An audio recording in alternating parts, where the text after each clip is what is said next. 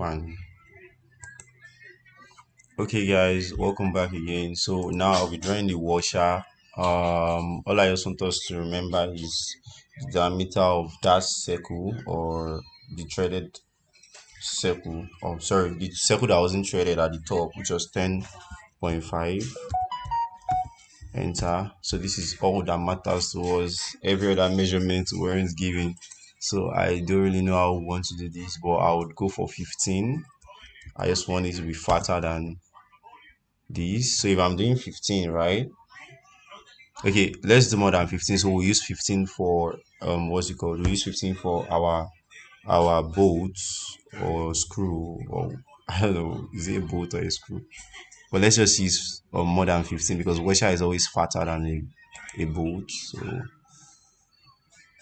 let's see what size is okay. 16, 17. Okay, let's do 17.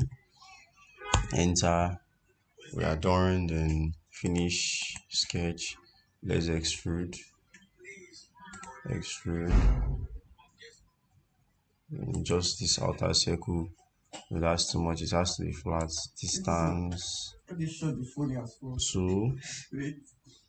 Yeah, 2 is fine. Thick enough. I'm fine. Okay. Then okay, let's chamfer.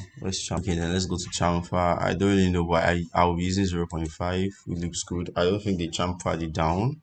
The image is just the top that is chamfered. So yeah, I'll click OK. So